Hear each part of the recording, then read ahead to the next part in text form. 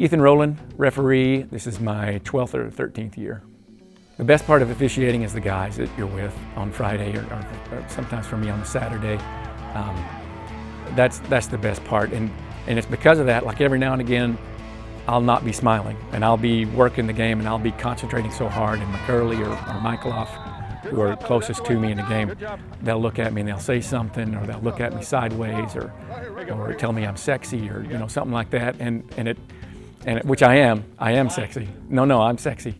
Kevin Michaeloff, umpire, 3rd year. I love being on the football field. The camaraderie of the men that I get to be with on Friday nights, there's nothing like it. I've made some lifelong friends over the past couple of years officiating. I love it. It's amazing. Jeremy McCurley, working line judge in high school and head linesman in college. I believe this is my 14th year. The best part's the camaraderie. I mean, there's no question.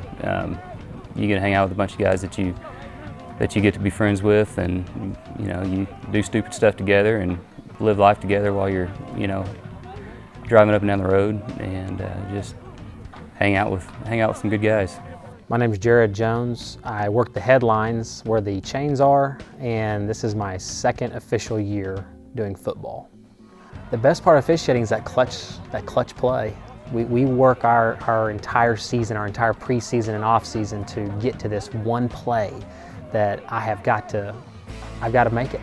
I've got to make sure I'm on point, that I know I'm in the right position to make the right call. Marcus Dolan, I'm a back judge, and this is my 3rd year. Just being on the field. I mean, I don't know. I like to be a game manager myself. If I don't have to throw my flag the whole game, hey, that's a perfect game. Mr. Davis, hey, it's Ethan Rowland. I am a referee for the Greater Tulsa Officials Association, and I have been assigned to your game. My crew and I have been assigned to your game Thursday night against Rowland. I'm just calling to touch base with you. If you don't mind, could you give me a call back? My cell phone is 918. How many hours a week do I prepare? With college and high school, doing both, 8 to 10 hours a week minimum, preparing for the game, rule study, film study. If you want to be a state championship crew, if you want to be a crew working Union Jinx and the big games, you've got to put in the time. We want to take this and do it the right way, and I think it's important that you do that. Well, we'll plan on probably arriving between 5:30 and 6. It's about an hour and 15-minute drive for us over there. Do we dress? I've been there a couple of times. Do we dress where we normally do out there next to the field? Okay. And we don't need anything but water. If you wouldn't mind having some water before the game and halftime, that'd be great. And do you have an email address that I can send? What I like to do is send you an email with our state numbers and confirmation and everything. Okay. .k12.ok.us. All right. I will send you an email. All right. Thank you, sir. Bye-bye. Yo! How you doing? Good. All right. See you, brother. You ready for tonight? Yeah. The role of an official should be to manage the game, not to control the game. I feel like too many officials want to control the game with their flags and feel like they are the game. We're there to just make the game run smoothly, get the ball set in a timely manner, get in and out of timeouts, after scores, get them lined up and kick off, just facilitate the game, get it moving. We're not there to control it. Everything the rule book says is a foul. We're not going to throw flags on it. At least, if we're managing the game the way we're supposed to, we're gonna let the kids play, penalize the things that have a material effect on the game, and just have fun. We're just there to make sure everything runs right, timing-wise, timeouts, kickoffs, all that stuff, extra points, so the kids don't get into a fight with each other, and just making sure the game flows like it's supposed to.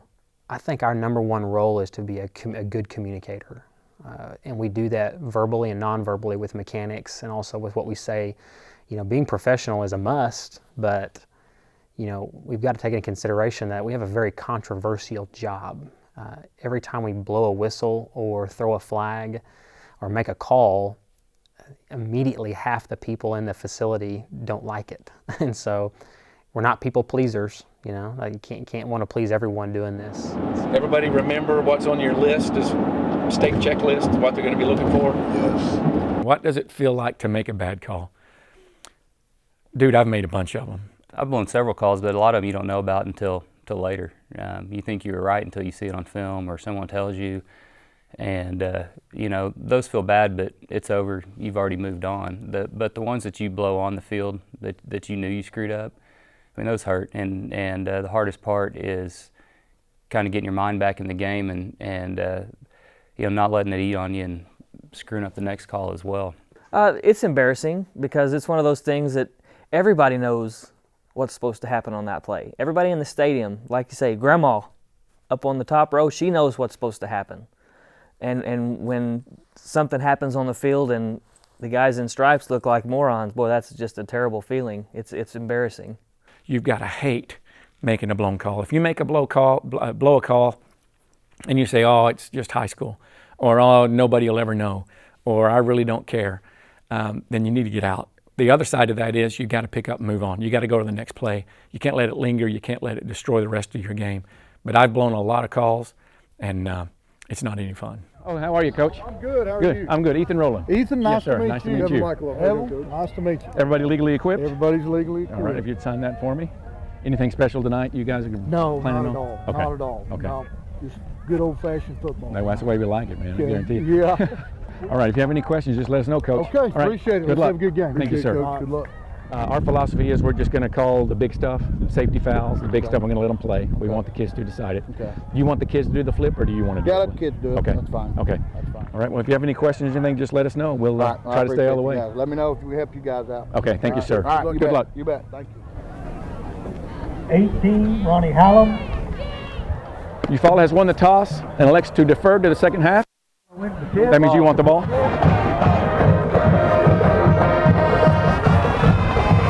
One, two, three, focus.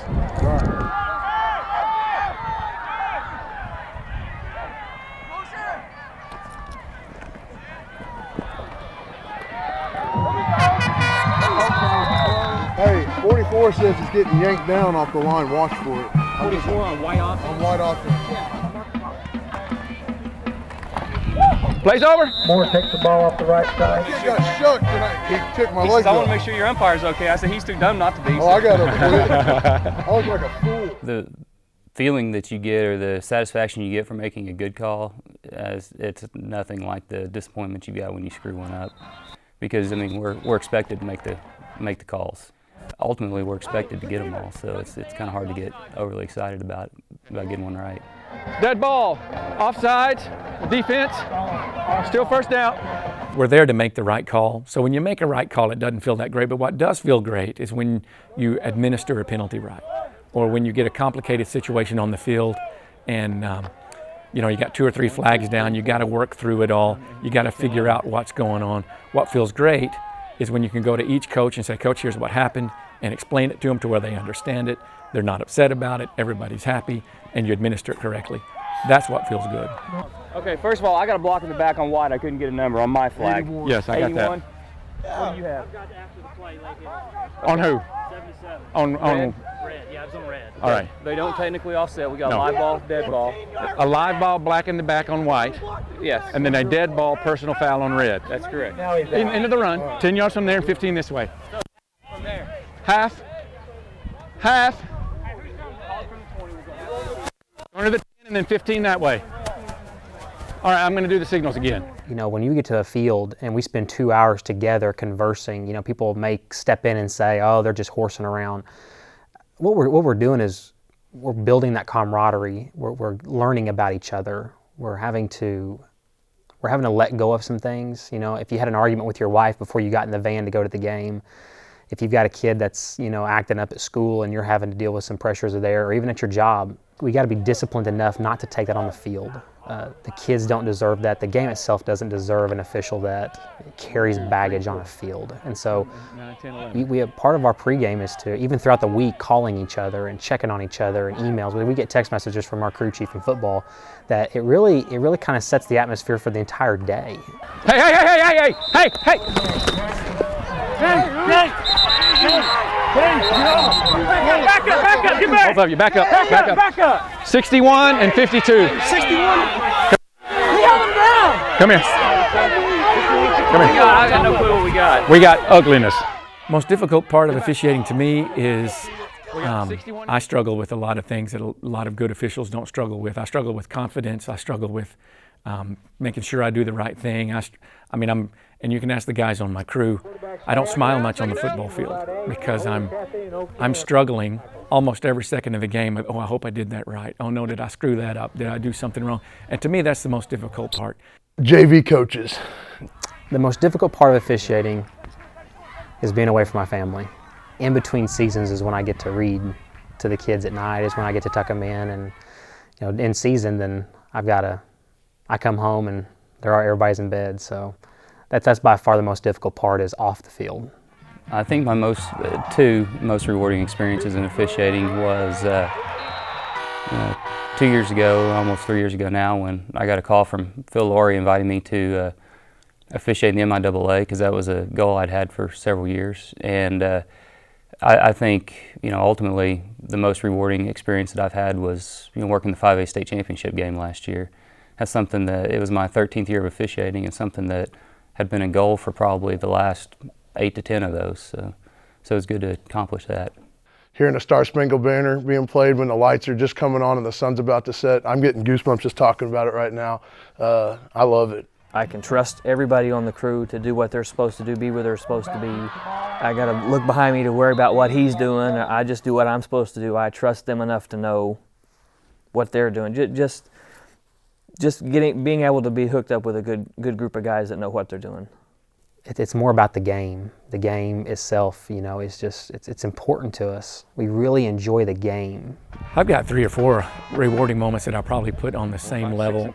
Working a state championship a couple of years ago, 2 or 3 years ago, was very rewarding. That's why you do it. The other thing is, when I got a call from Phil about the MIAA and got hired there, that call kind of confirmed to me that, hey, maybe I can do this.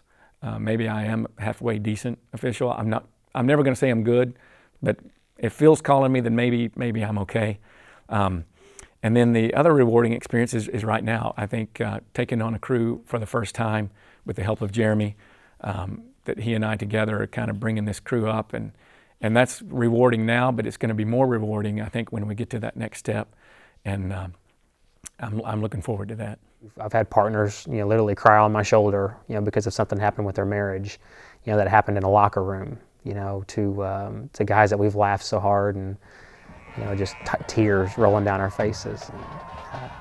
I like to golf, and I like to do other things. I like to hunt, but nothing really compares to officiating with guys you like being around. You end up looking forward to Friday nights more than any other day in the week. It doesn't matter what I do or what I say. There's 4 guys out here that's going to help me. That accepts me for who I am, mistakes and all. And anymore, that's hard to find. You're usually married to those people, and it's hard to find other people outside that union to really depend on, to trust. And I'm fortunate enough to have a crew that I trust those guys like that.